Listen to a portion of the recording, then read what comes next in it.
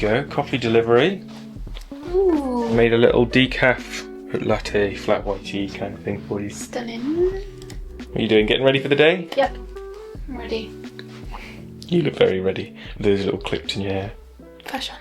Hey guys, welcome back to our channel. Today we are bringing you a what I eat in a day, vloggy style, very casual video. It's just turned spring, which is so nice. It's just, yeah, it's great to have winter behind us, and all the blossoms are out, the magnolias are out. So later on we're definitely going to go on a little blossom hunt. Yes, a little magnolia watch. Yeah. So we'll take you along for that, and a lot of our recipes today are all kind of like spring focused. Yes. The other thing about today is we're filming content for shorts, so this what I eat in a day isn't like the most realistic, because if we showed you guys what we eat every day, it would probably be a bit boring, because it's like more tofu stir fries, more like just avocado toast, or like a soup from Sainsbury's. And you know, one time we did a video where we like, it was a what in a week, and I think I did like a beans on toast, and someone in the comments was like, beans on toast, that's so boring, make something else. I'm like, it's hard for us to get that balance between showing you like what we really eat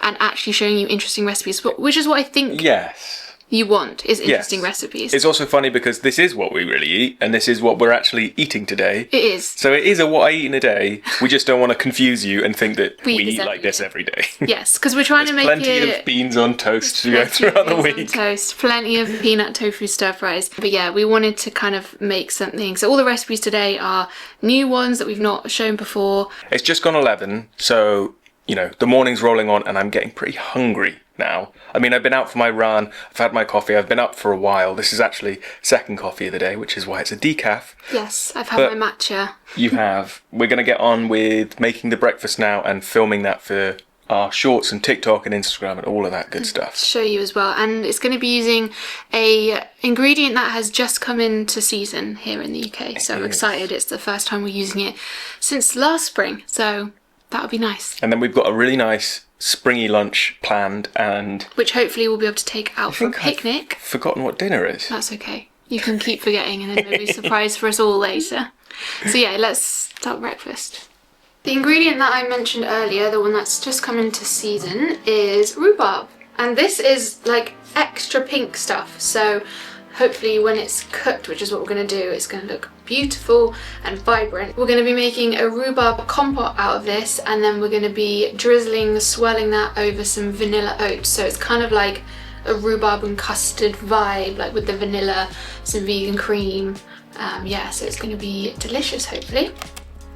To make the rhubarb compote, we're going to slice up our rhubarb about 1 centimetre thick, and then we're adding that into a pan with some water, some maple syrup and a little bit of vanilla extract, and then we're going to put that on the hob, and the heat is going to do all the work essentially.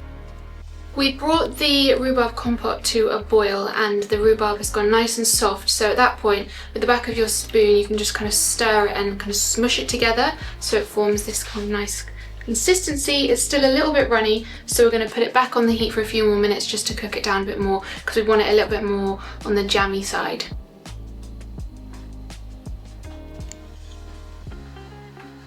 We're currently shooting the rhubarb. I did the same thing as you. I'm currently shooting the rhubarb compote with Freya. As you can see over here, this will hopefully, we are pretty bad at doing this, make it onto our blog as a recipe. Yes, although we're making this rhubarb compote as part of our breakfast porridge bowl, this is actually just a great like recipe on its own, because you can add it to so many different things. Like you can have it on yogurt, on ice cream, pancakes, waffles. We were thinking maybe versatile, it's versatile, maybe even in like a cocktail. And we've got quite a lot of rhubarb left, so we're going to experiment seeing what we can make with it, but it just looks absolutely gorgeous. And here is a little sneak peek of how the pictures have come out as well. Back to what we're supposed to be doing.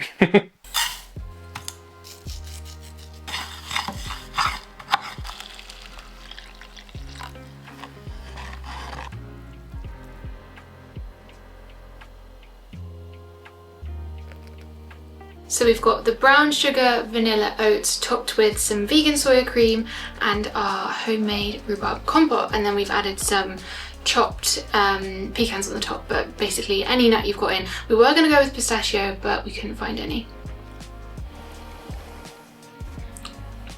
That is delicious. Would you describe it as the taste of spring? I guess so, in some ways. What I love about rhubarb is that it's got that tartness to it.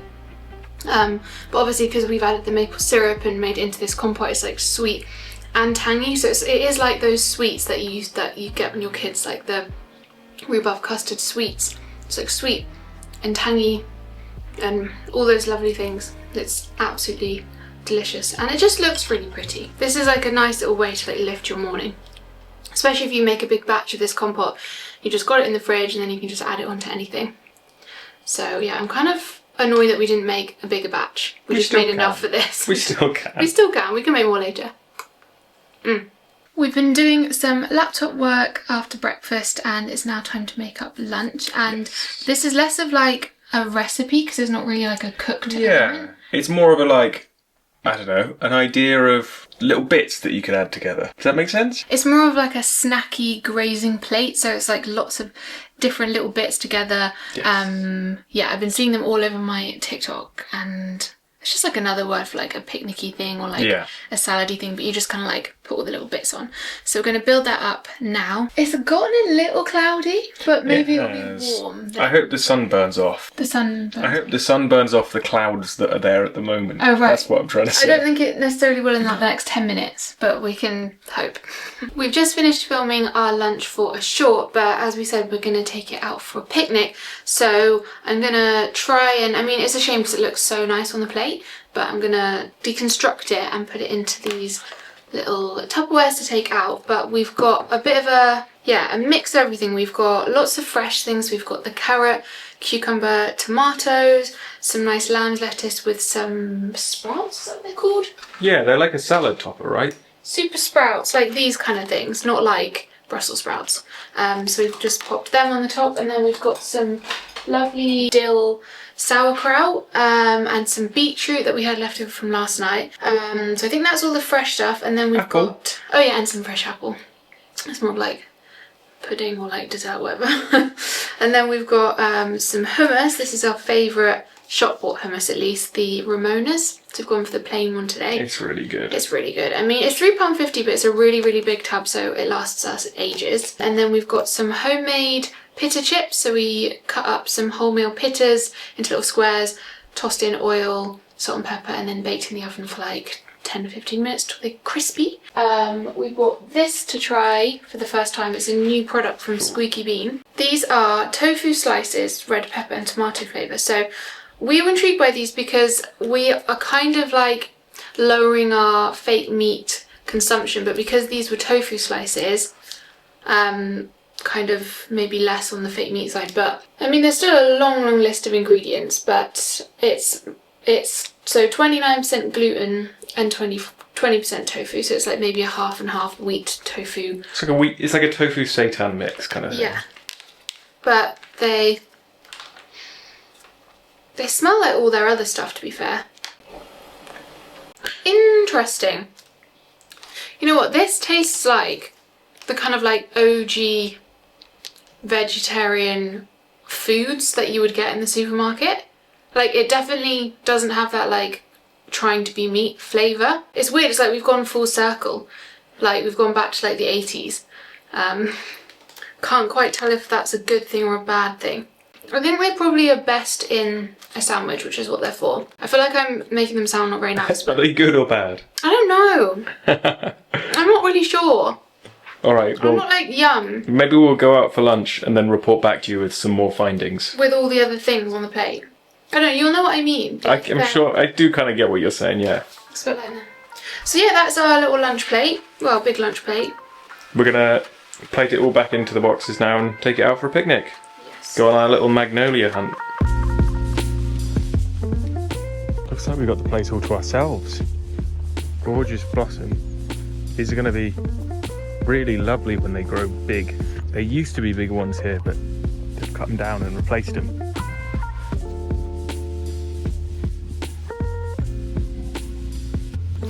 You know what I think we forgot? What? Cutlery. You didn't have cutlery? No, I didn't pack cutlery.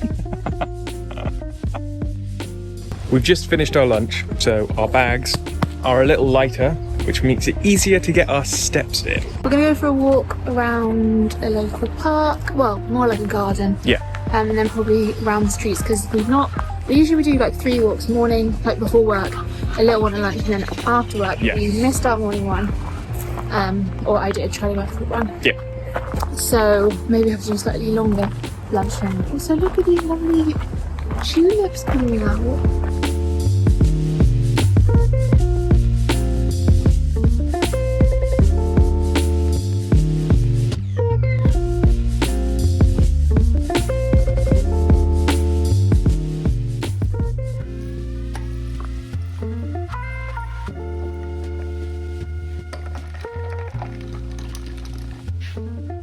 For you whilst you work. Good? You done a brown sugar maple? Agave. Oh, nice. Yummy. We've just finished doing our computer work for the day. I've been editing all the shorts we shot this morning, so seems like it's dinner time. What we're going to be making is a delicious mushroom and tempeh ramen.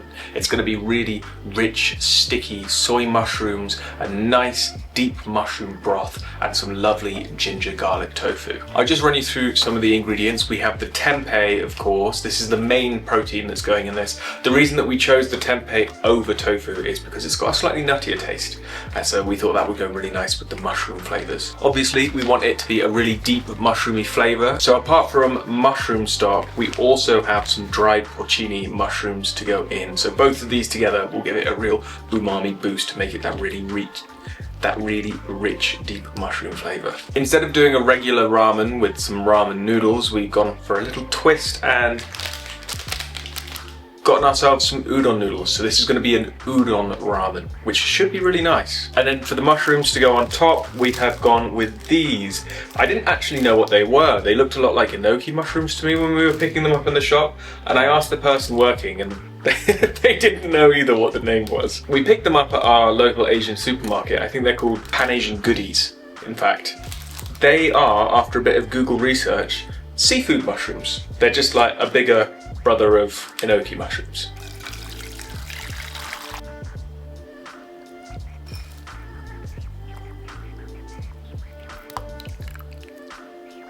We've made our broth and it's just on the hob now on a very low heat with the lid on. That's just keeping warm until we're ready to serve at the end. So the next thing we're going to move on to is the tempeh. We're going to coat it in a nice sauce to cook in.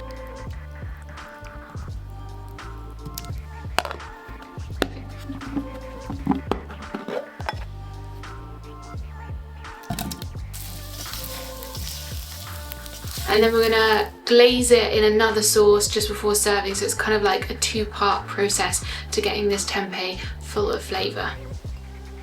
After cooking the tempeh, just remove it from the pan into a bowl, and then we're going to cook the mushrooms in the same pan. The mushrooms won't take long, so hopefully it'll still all be nice and warm by the end. You could also leave your tempeh in the oven on a low heat to stay warm. Everything is now ready, so now we just need to build our ramen bowls. We're going to start by putting in the noodles first, and then adding the broth, and then the tempeh, mushrooms, and then our toppings after. We had a little bit of a mess on the surface, as you can see, so... Yeah, most people probably wouldn't plate their food on a dining tablecloth like we are. You don't have to add both types of sesame seeds like we are, but we just think it looks cute and contrasting. Eat with your eyes, is what they say. The last thing we need is a little wedge of lime.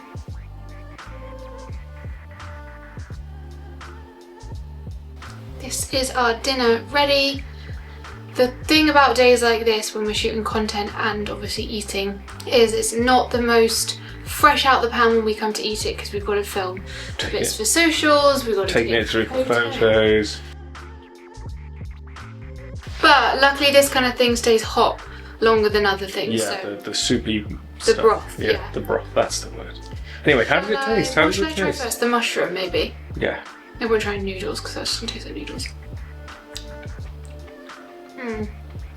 Yeah. Yeah.